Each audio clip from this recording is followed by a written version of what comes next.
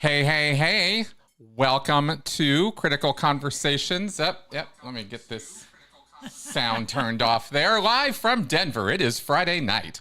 Hey, everybody. Welcome to Critical Conversations for this Friday, July 7th in the year of our Lord, 2023. As you can see, I am joined by my beautiful wife, Melissa. Hello. Always happy to have you here. Yeah. Yes. Happy to be here. Yes. All right. Hey, Kevin. Hey, Henny. All the usual suspects. Juliana. Awesome. Happy to see all of y'all here. We are off and running. What a week, huh? What a time to be alive. What a time to be a Scientology critic. Excuse me. So, actually, good things. It was a lot chiller of a week this week for me than it was last week.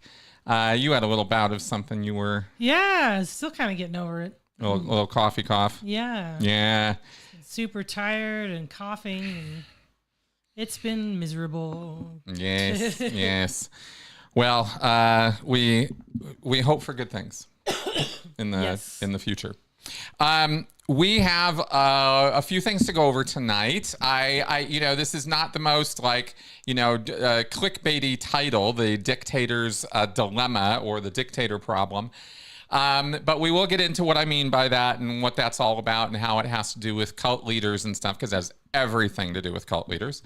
And it's this kind of idea I've been developing for a little bit, and I might do a full-blown live stream next week on this, but I thought I would use this show, as I do sometimes, to throw out some ideas to you guys and see how you respond to them and what you think, and your feedback is always valuable to me in figuring out how I should either should I present these ideas, and are they useful or helpful in trying to understand the bigger picture of Scientology and destructive cults and extreme belief and coercive control and all of that good, fun stuff that all of us have been so wrapped up in.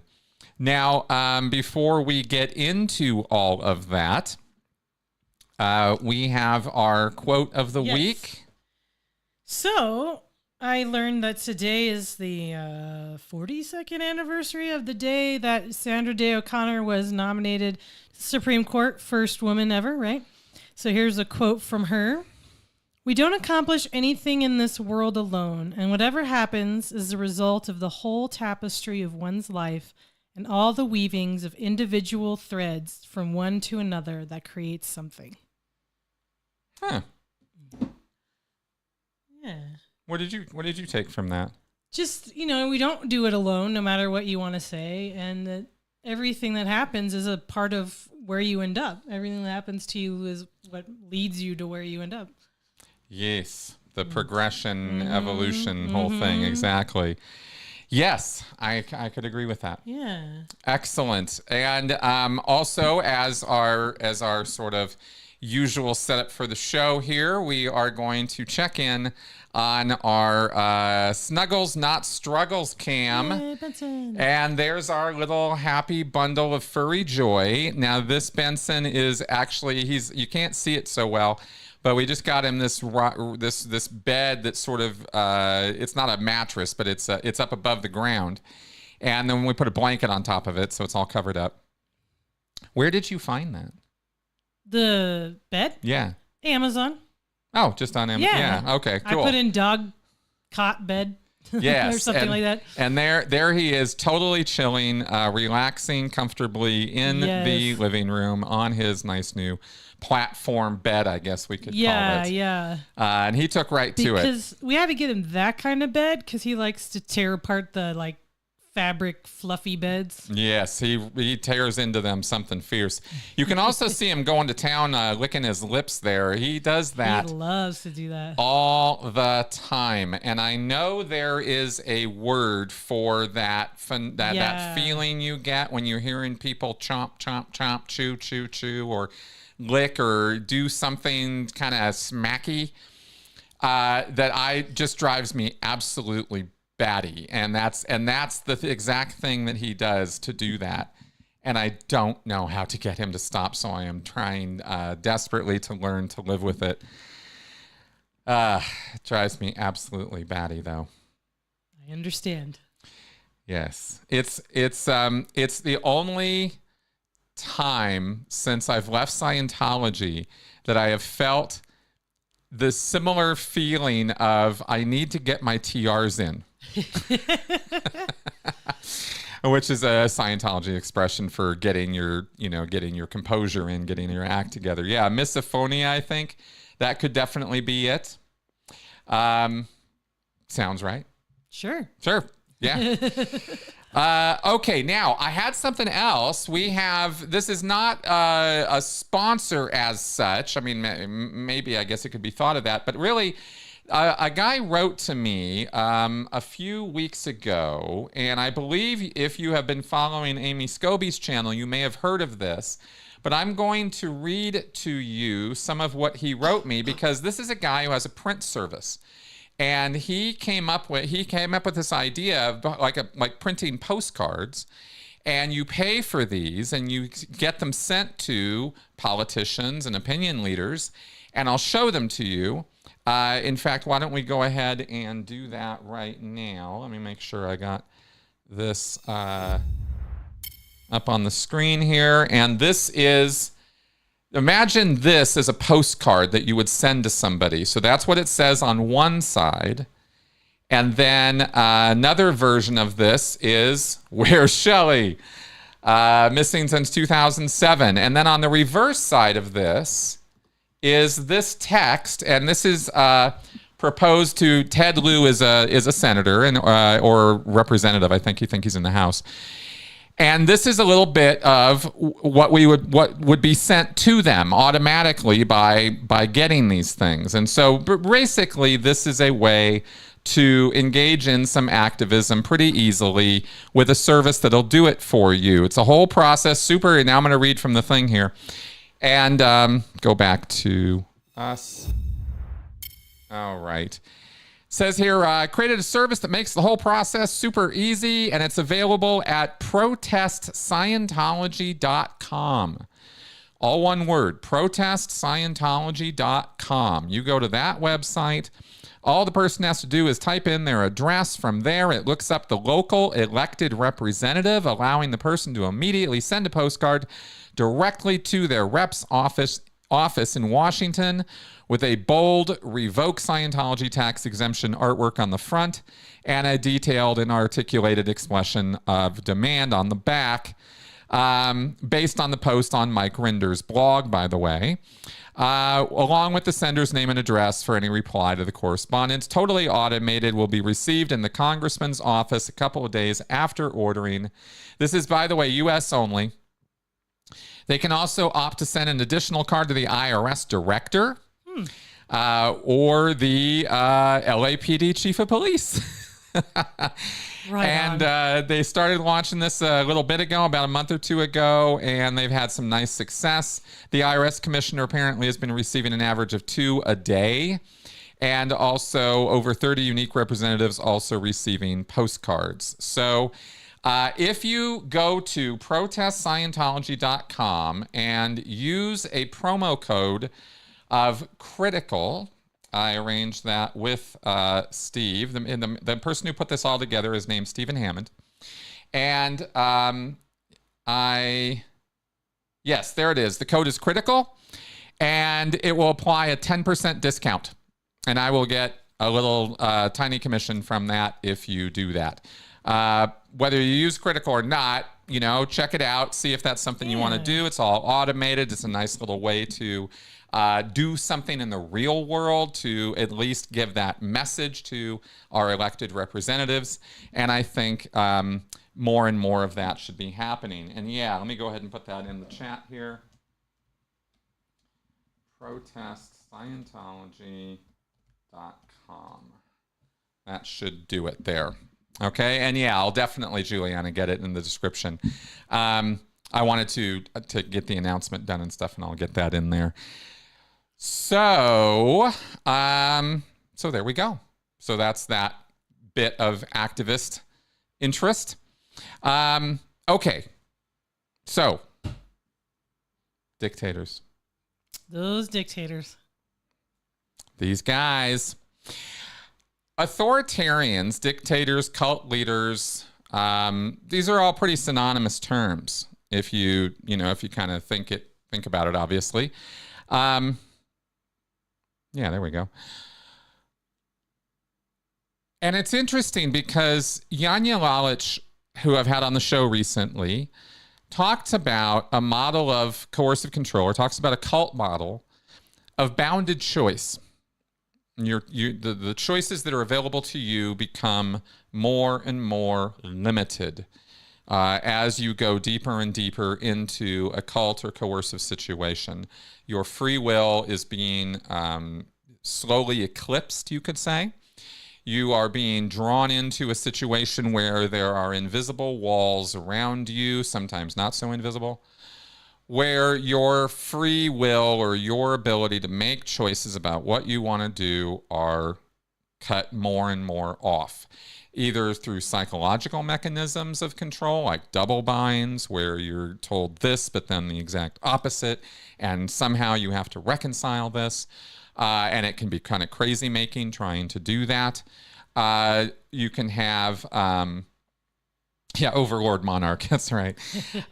You could have lots and lots of things that we've discussed in terms of how one's choices are limited. Gaslighting eventually gets you thought policing yourself, doubting yourself, rewriting your own memories. That is certainly limiting your choices, because if you have a false past or a false memory of something, then you'll be thinking to wrong conclusions or wrong decisions based on that. And that's no good. We don't want any of that for people. We want them making clear-headed, rational decisions.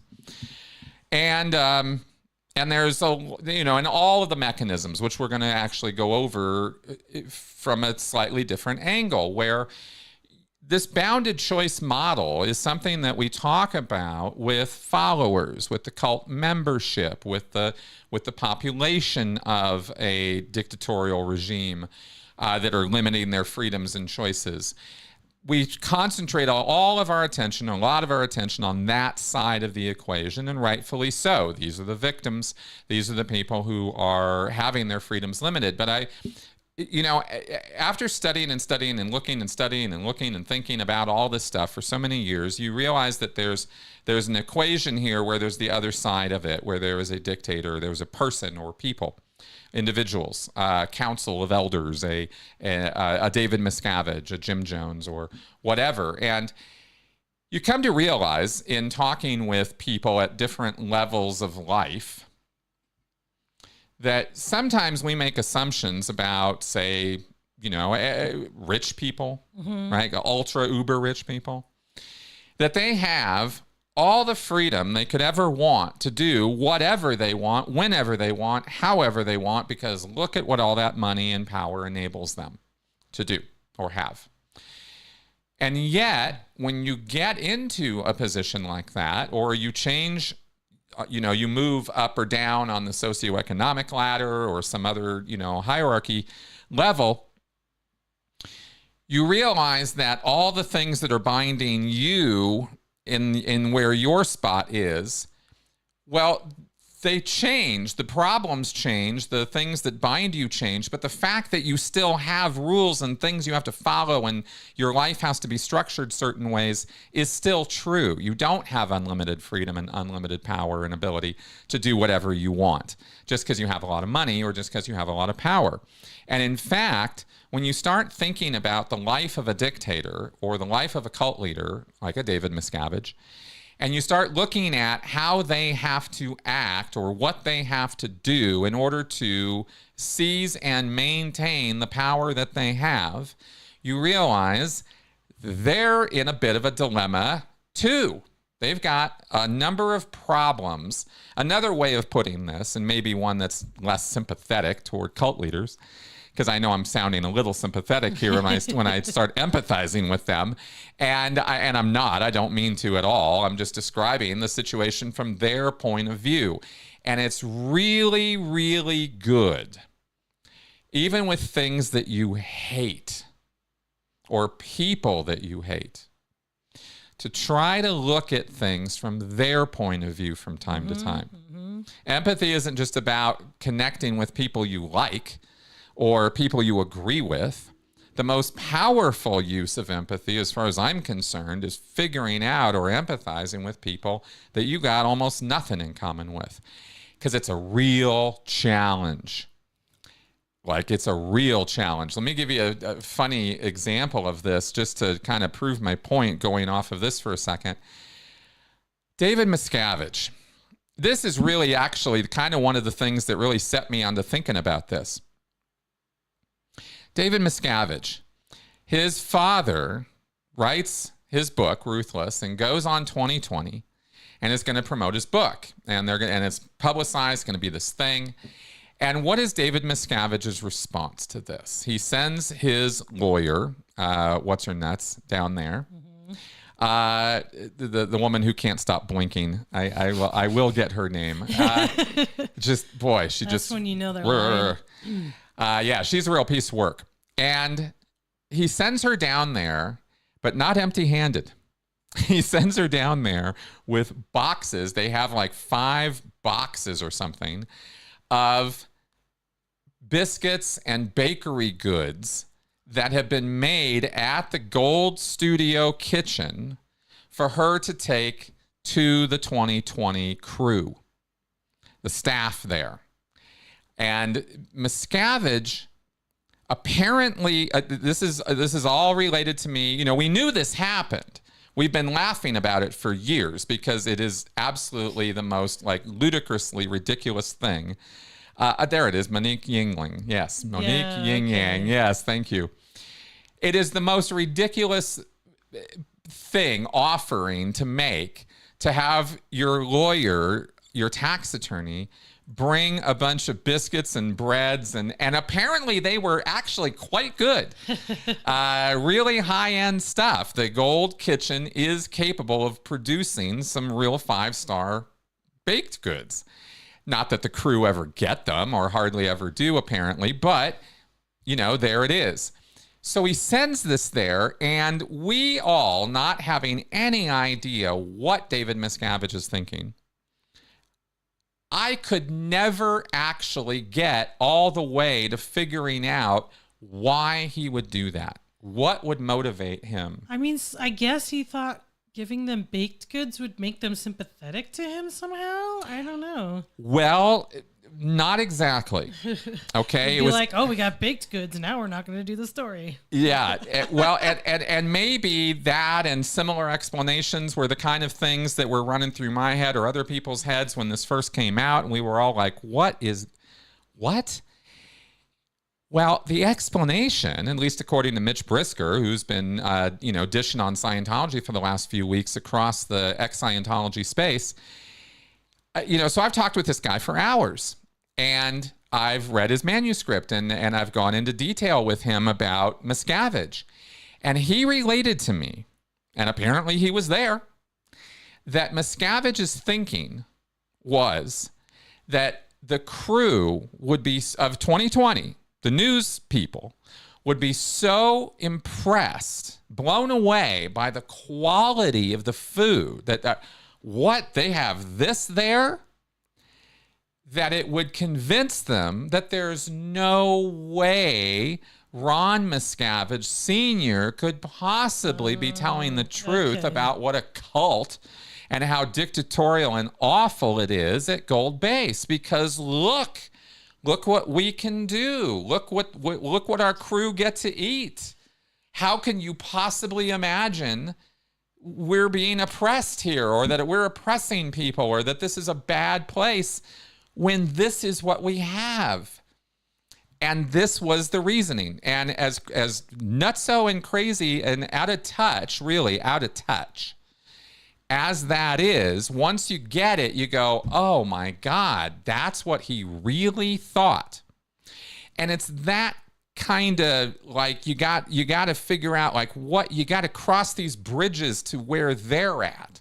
Because I could never have gotten there. I don't know that I ever would have put that together. Mm-hmm. And the people at 2020 sure as hell didn't. I mean, They were taking photos, and it was like getting, I mean, they were just like, what is this, right? They had the same reaction a lot of us do. But In Miscavige's world, from Miscavige's point of view, this was an act of kindness and generosity and showing off even. Like, look how impressive we are. And talking with Mitch and thinking, kind of rethinking and putting, connecting the dots over the many, many years we've been doing this, you really start seeing how odd the world is through a cult member's eyes. And I strain sometimes to remember how it used to be for me, because it was a decade ago and more. And yet what I can remember are the feelings. I can remember the feelings very, very well. I can remember the certainty, the lack of questioning in my mind very well, the utter purposefulness, the direct purposefulness of my thinking and action. It was always, okay, there's a sequence to follow. There's an exact right way to do any one thing. The standard tech in Scientology is one right way to get things done. And those kind of things I can kind of go back and hearken back to and remember quite clearly, even if some of the specifics of events and things escape me now, because there was a lot of time, a lot of water went under that bridge. And I don't remember even half of it, but I love talking with people in the X community who were around or who have other perspectives on things I was involved with, because it always, oh, right, yeah, that whole thing, right? Forgot all about that. Okay, so more to the point of where I'm going with this, though, is that empathizing is really a creative activity of really trying to get in somebody's head who is thinking not the way you do and not the way you would think to do things or the way you would think to solve problems. And that's actually solving problems is really where I'm going with this, because the dictator, the cult leader, is the way they are. A way that we can talk about this today is they are the way they are and they act the way they act because they have certain problems that they've got to solve in order to maintain their power. And these problems are actually pretty universal. I pulled up some of the literature, some academic papers on dictators and on dictatorships and the dictator dilemma, which is a thing. I'm sort of absconding with it for the title of the show tonight to make it mean a bit more than how it's been proposed in academia. But one of the problems that a dictator has to deal with, or a cult leader has to deal with, is how much information do I give my followers? How much is too much? How much is not enough? What's going to satisfy them without keep them coming back? Well, exactly. Keep them coming back. Keep them convinced I know what I'm talking about. And at the same time, keep them under my thrall, keep them under my control.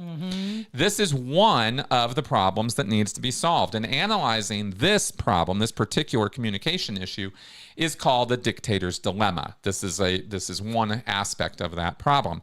But I'm proposing actually that there's a whole list of things that a dictator has to deal with or solve in order to either get or hold on to their power and their influence.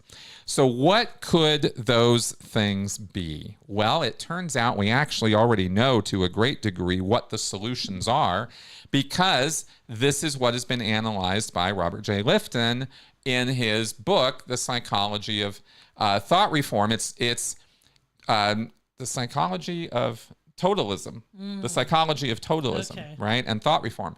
Totalism is another name for dictatorship of authoritarian systems, right? It's a totalist system. Totalitarian. Exactly, right? Yeah. Meaning it's a totality. It takes over every aspect of the society, the economy, or an individual's life for a cult. So these characteristics of cults that we talk about all the time, every one of them is actually a solution to the dictator problem. And that's just kind of a reframe that I thought I would sort of introduce here, right? Like environmental control, or more exactly, how do you hold on to the power? Well, you have to distribute it. because it's impossible on a real broad organization, an international network, a country, for one guy to make every decision. That's just not practical. It's not going to happen. So if the power emanates from a central source of a dictator, then he's got to delegate. But the dictator problem, one of the dictator problems, is how much. Because if you give too much power to somebody else, they'll try to take your power. Exactly. They become a threat. In fact, as a dictator, one of the immediate characteristics of being a dictator and living that life is realizing that every single person around you is potentially a threat to you and your power. Because everybody around you is going to want to, or could possibly want to, take your place. And that's where dictator paranoia comes from. It's actually completely legitimate paranoia because it's true. But it's not that everybody wants to take your power, but the dictator has to see the world through that lens of everybody is a potential problem to me.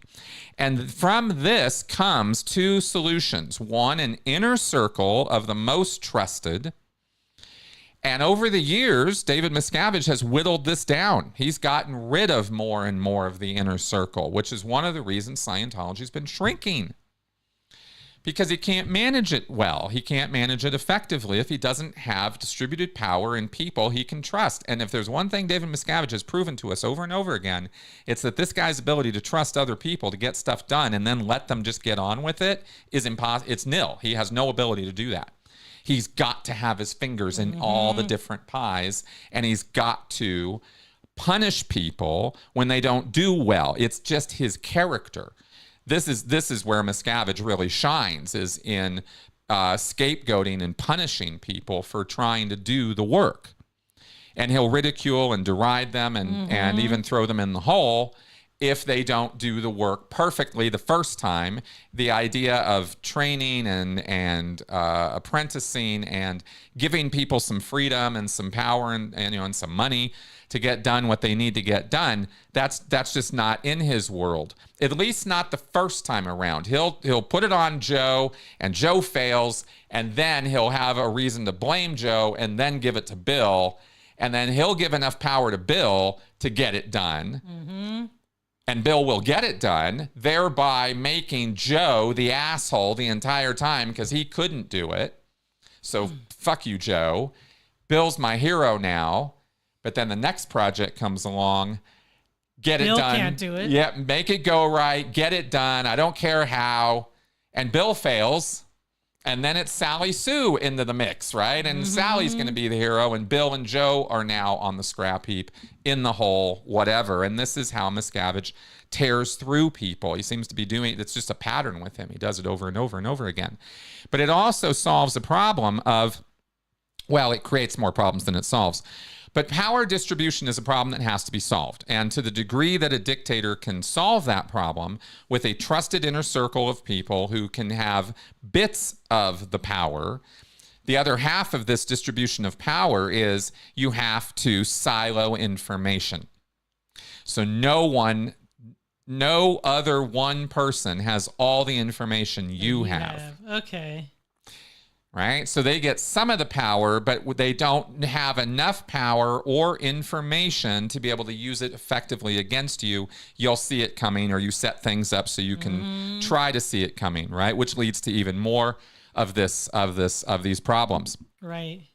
And solutions. But that's the first level, the first bit. And this is where a mafia structure, command structure comes from.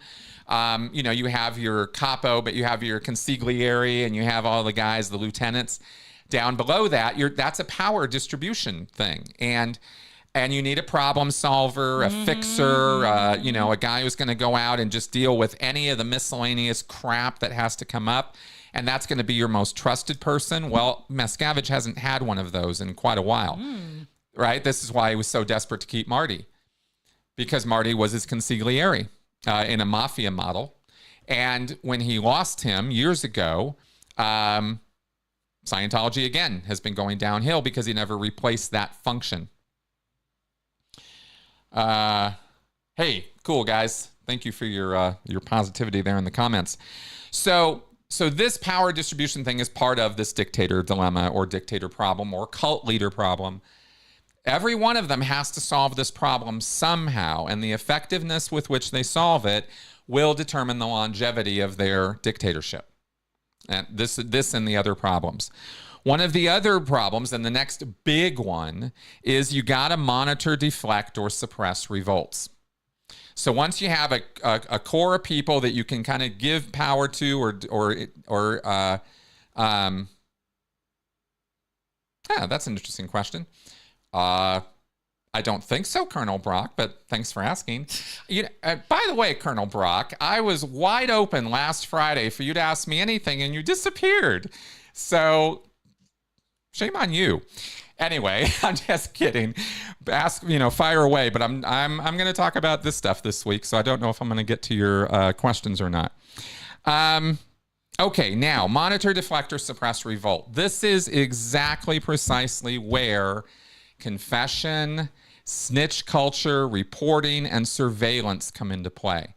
Why is it that Scientology has a snitch culture? Why do they have this reporting system? Why do they keep files on everybody or dossiers in spycraft language, right? Why do they do all these things? Because they're solving this problem. That's why. It's not arbitrary or random. It's necessary for this model of dictatorship or cult, this cult structure to work. In order for it to work at all, people have got to be a little paranoid about each other. Right. They got to be reporting on each other. Yeah. Because the more eyes you have as the dictator reporting to you, the less eyes you have looking at you to take your power away. Spying on everybody else. They're looking at exactly. And they're reporting on each other. And if you can bring this all the way down to the children, then you own these people for their entire lives. Because if you get them young enough, right, then you got them statistically speaking, you'll have most of them for their whole lives. So, oh,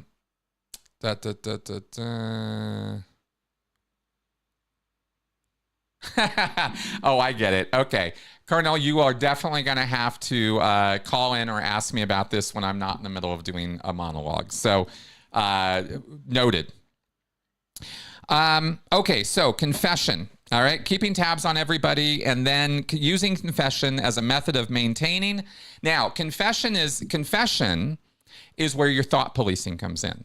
Confession is a wonderful mechanism for a dictator or a cult leader, because all you have to do is set up a system like Hubbard did and like so many religions do and so many groups do.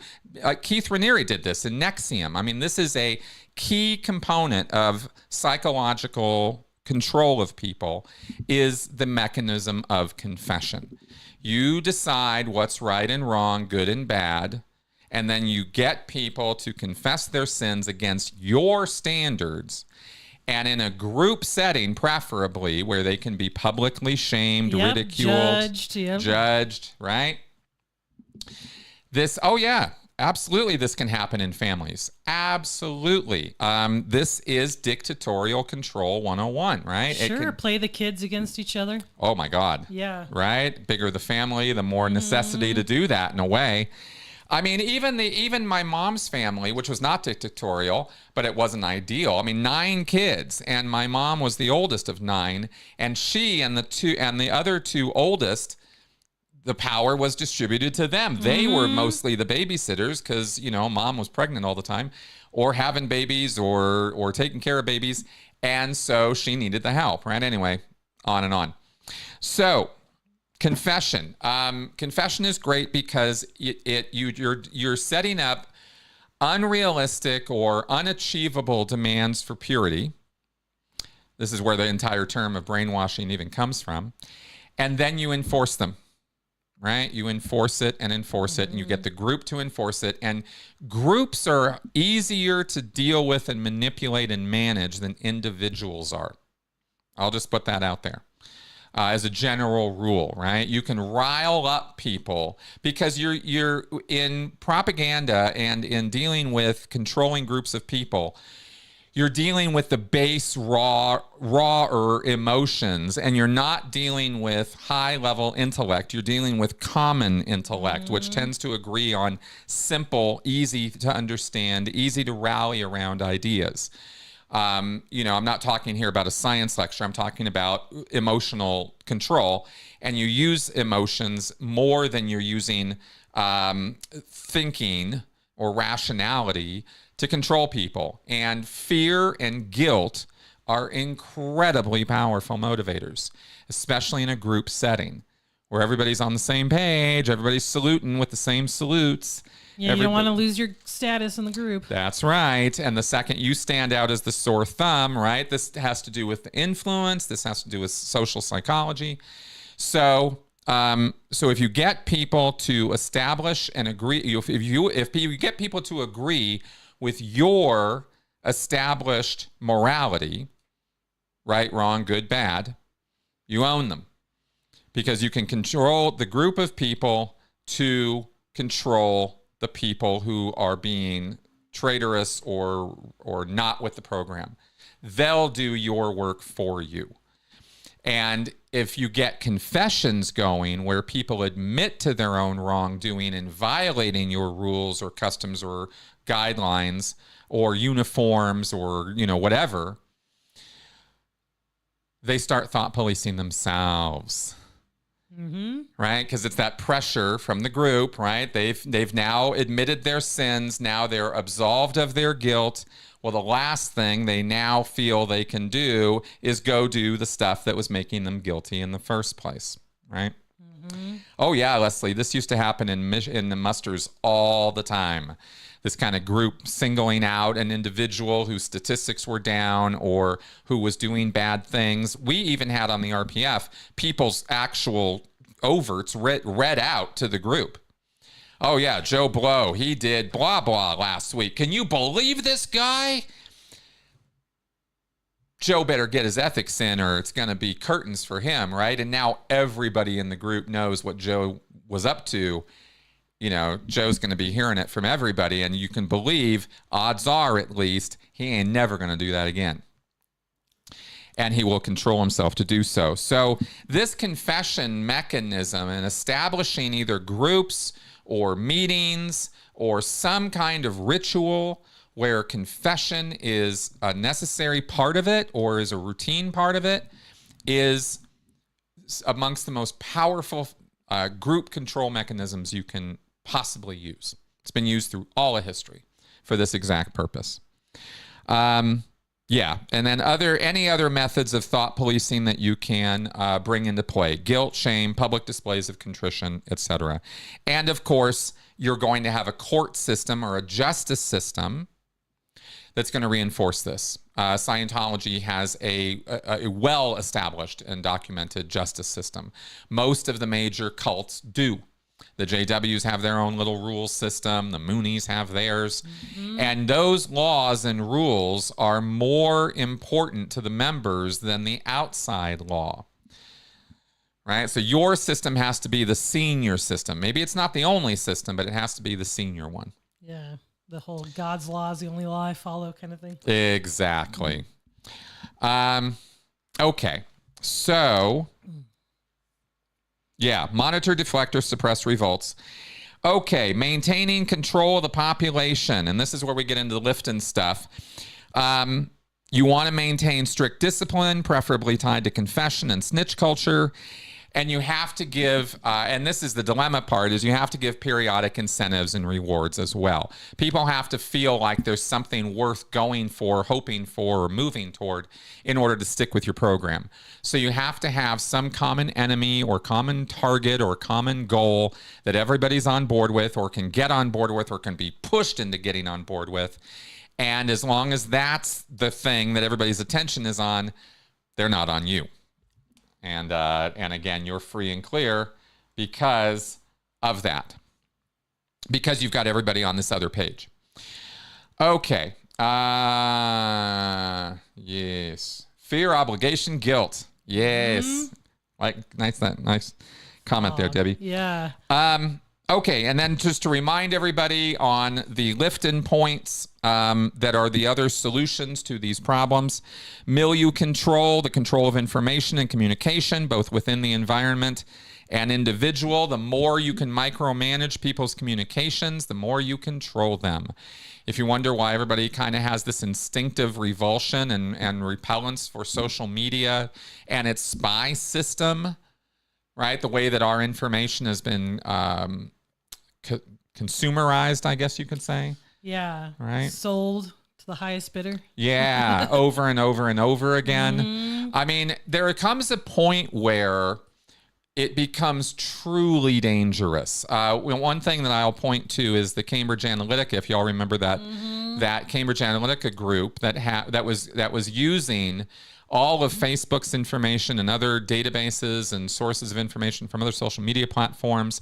They were just collecting data as much as they could on everybody and cross-referencing and correlating it so that they could micro-target individuals with messaging or slogans or mantras or advertising that would appeal to that individual. And the more you can micro down on that, the more you're talking to, individuals, not just broad shooting, shotgunning your advertising, the more effective and powerful it will be. To the point where with what Cambridge Analytica was doing was actually classified as a weapon of mass destruction because what they had and what they were doing was so powerful. As far as I know, that's actually not a joke. I think that's a legit thing. I remember reading that twice and being like, yeah, that makes sense. This is really, really powerful stuff when you start dealing with it on a real macro level.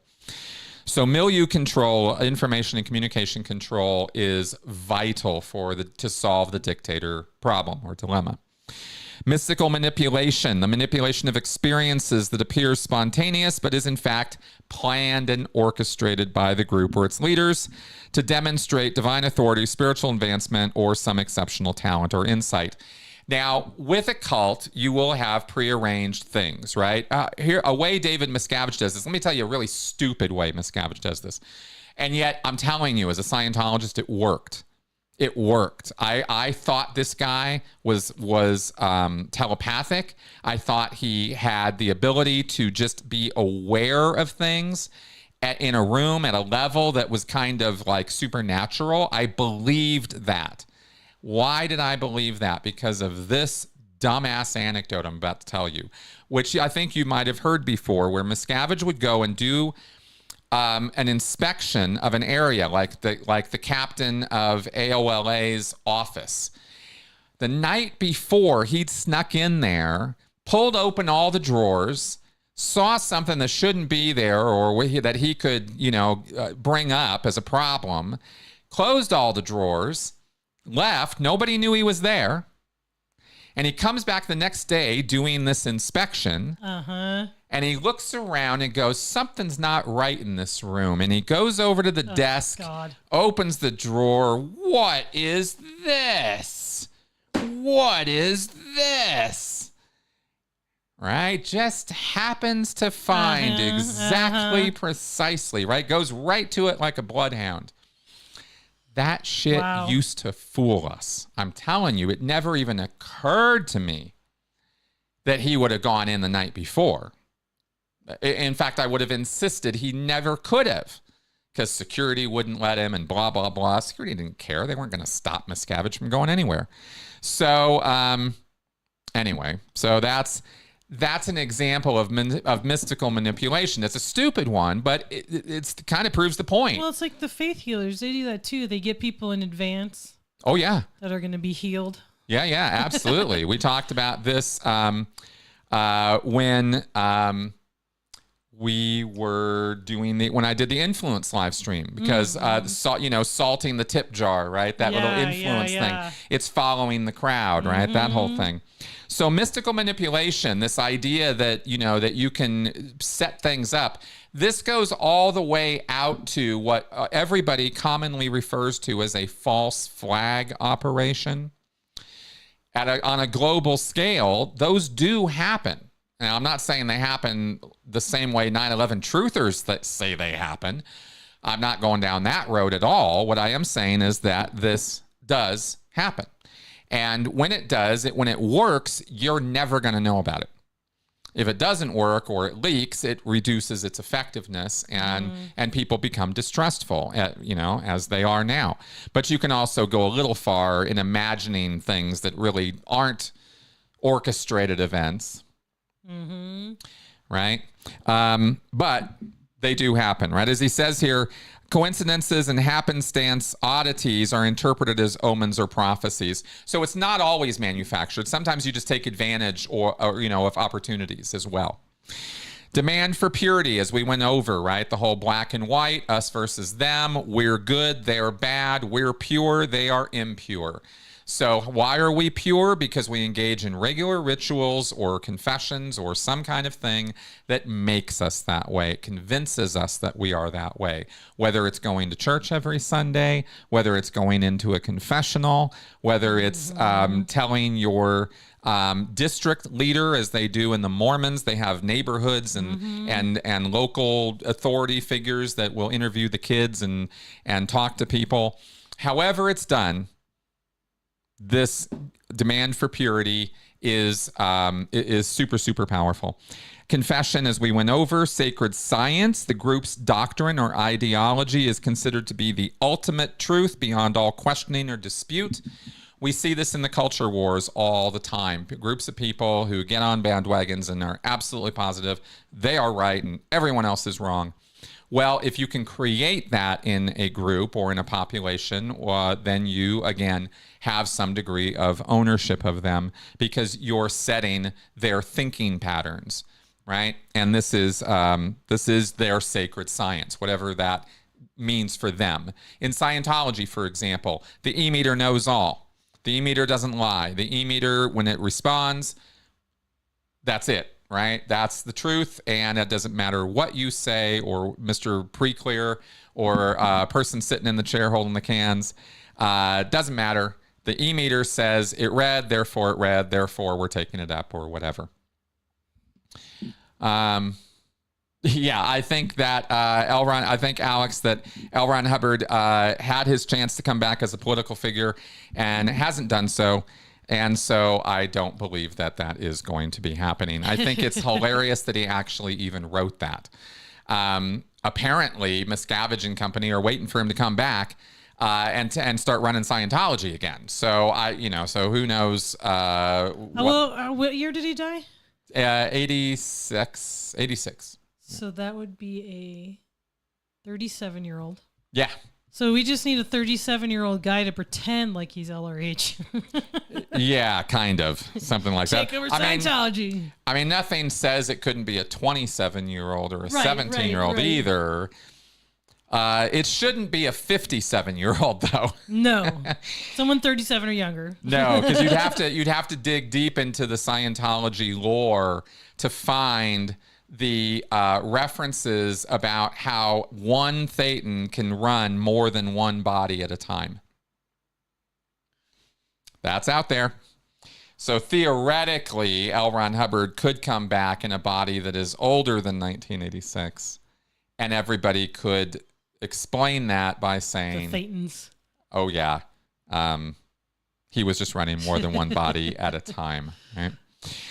All right, we were down to sacred science, language, loading the language. This is thought-terminating cliches, right? This is, slavery is freedom. This is bad is good. This is black is white. This is all these, oh, he's just PTS. He's just disloyal. Oh, he has an issue. I mean, there's a million variations of thought-stopping cliches that you can use to rid yourself of your enemies and propagate your messaging so that people follow your mantras, your example, your lead, and don't think for themselves. Preferably with thought. The whole point of thought-stopping cliches is it doesn't matter what they are. It matters that they shut down thinking. And obviously, for dictators and cult leaders, this solves all kinds of problems. Confession is great for instilling thought policing mechanisms, but loading the language is how you kind of use the meme to your advantage, you know, and it's just these quippy sayings, you know, that you can, well, you only live once. Yes, that is a thought-stopping cliche. Okay, and then finally, doctrine over person. Members' personal experiences are subordinated to the sacred science, right? Any individual is not more important than the group as a whole. The group is always stressed. The individual is always able and willing, and better be able and willing to be sacrificed for the greater good. Dictators will almost uniformly push messaging like that. They will never push individual freedom, individual rights, individual freedom of thought and belief. This is completely contrary to the dictator or cult leader's power and well-being for people to be thinking independently and for themselves. So all the messaging is going to be in the exact opposite direction. And then dispensing of existence. This is sort of the last and final one, because the group has the prerogative to decide who has the right to exist and who does not. And when you are dealing with truly destructive cults, this does involve life and death. And of course, when you're dealing with dictators, of course it deals with life and death. Dispensing of existence is an absolute necessity for a dictator. It's the final solution when everything else has failed. I can always take you out back and shoot you, right? I can always get rid of you. I don't have to have anybody that I don't want to continue. You know, you live at my whim kind of thing. So those are the points I wanted to go over just as a reframe, you know, not particularly like, you know, oh my God, this is all so new, but just a little bit of a different way of looking at things. And I hope my empathy argument there kind of put across why that might be important. If you want to be able to predict behavior, you got to be able to get in somebody else's, you predict another person's behavior. You got to be able to get into their head. And you can't do that if you can't empathize. And you can't really empathize with someone if you don't understand the position that they're in and the rules that their life follows. Not your life, their life. And unfortunately, what a lot of us do, and a lot of our societal misunderstandings and interpersonal relationship misunderstandings come from a problem of projection, right? I'm projecting myself onto you, you onto me. Well, if I were in your position, I would do this. And so therefore, because you're not doing that, you're crazy or stupid or ignorant, or, you know, here's my other judgments about you, instead of, why aren't you doing that? I am very curious why you are or are not doing that. Please explain it to me so that I can understand. And once they do so, like the David Miscavige and the muffins, you can go, oh, well, that doesn't make a whole lot of sense. But at least now I understand a little bit more about how you're looking at the world.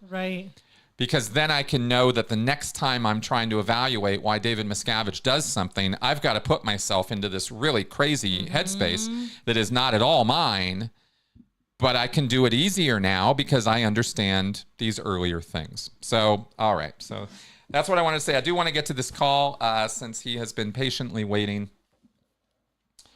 in the queue here. A whole lot of sense. Hello, you are on. I understand a little bit more about how you're looking at the world. Is this Colonel Brock? Then I can know that the next time I'm trying to evaluate why David Miscavige does something, I've got to put myself. Well, I'm hearing myself, but I'm not hearing the caller. It's not at all mine. Hello? But I can do it easier now because I understand these earlier things. So okay, one more. That's what I wanted to say. Okay, hanging up. We are having a hard time connecting with Colonel Brock. Yeah. I have been trying. I tried. If I'm going to pick up the call, you got to be there. Somehow I could not. Maybe, no, we got the line here. Weird. Yeah, that is weird. I am very confused now. You could hear... What I heard when I picked up that call was myself. Yeah, that's what I heard too, was us. Yeah. You heard the same thing? Yeah, he was talking. I am very confused if I hung up in the middle of that because I was somehow getting a cross signal, then that is my bad. Let's try this one more time. Okay. See if this comes in. I got the line here. Weird. Yeah, that is weird.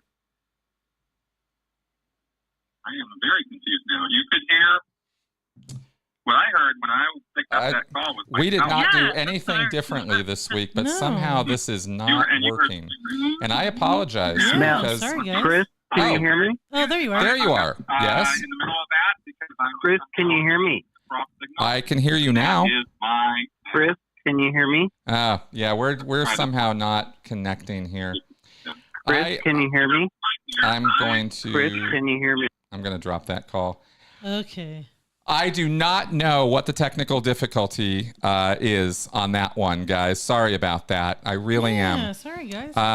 We set up our call. Everything was fine before the show as usual. So I'm not sure what the deal was with that, but some technical issue, and tried to pick up that call twice.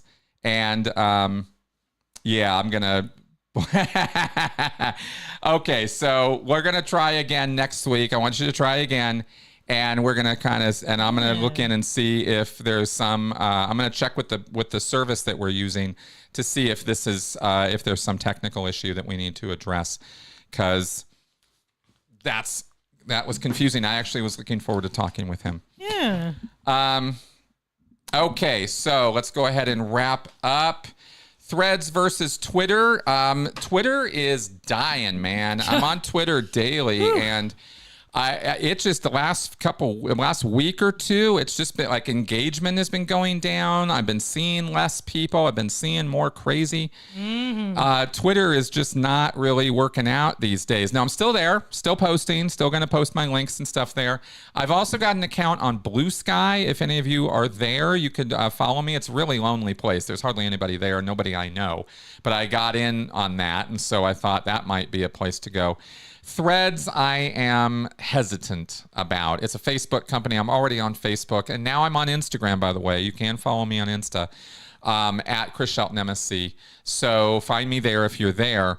But I don't know that I'm going to go over to Threads. I'm going to watch and see, maybe, but I'm not eager. Yeah. Put it that way. Yeah. Right? Not eager to get myself even more involved with the Zuck than I already am. All right, let's do our critical thinking cards. Oh, I am definitely not going on Rumble. No, thank you for asking, but no. All right, so we've got the straw man fallacy, misrepresenting someone's argument to make it easier to attack. After Bob said that we should be nice to kittens, Will says Bob wants to be mean to puppies. Everyone boos Bob, who is clearly a mean jerk for wanting to hurt poor, cute puppies. Man, oh man. Yeah. These two, by the way, these are not solutions to problems for dictators, but these are things, these logical fallacies. I never said this before, but one of the reasons that we go over these every week is not just because critical thinking is fun or a good idea, but it's also the way that you can spot the bullshit that cult leaders and nonsense peddlers foist off on y'all, right? And us. I mean, it's not like I've never gotten caught out in that crap. Me too, yeah. Right? And it's almost always been a lack of me applying my critical thinking skills when I fall victim to that crap. Yep. So, yeah, no Rumble in the jungle. Yeah. Oh, okay. Phone had the show playing and his phone connected. Oh. Okay, got it. All right. Well, I'm gonna listen back on that and see if there's anything I can do in the future to correct that. But sorry that didn't work out, Colonel Brock. And like I said, I am anxious to talk to you. So let's try again next week or figure something out. Okay. So I think we've reached the end of the show. This weekend, you are going to have an awesome podcast, 2.5 hours of me and John Atack. My God, what? Yeah, we talked a lot, and we talked about a lot of stuff. Controversies. It's called Controversies, Cults, and Science. And we covered all of that and more in this very long discussion, which I hope you guys will check out on the podcast tomorrow. And then I will definitely, this week, I will definitely be doing a pre-recorded critical Q&A. I will not be live. And then we will have the After Scientology Straight Up and Vertical on Monday. And then I'm planning on sort of fleshing out the things I went over tonight in a lot more detail and a lot slicker presentation maybe, and try to do a live stream on that next week. That's my goal. We'll see if I pull it off. So it'd be nice to have a show over an hour. Okay, Stuart, cool. Well, you will have it. Oh, thank you, Juliana. More membership gifts. Thank awesome. you. Very appreciated. Very appreciated. Hey, everybody, now you're members.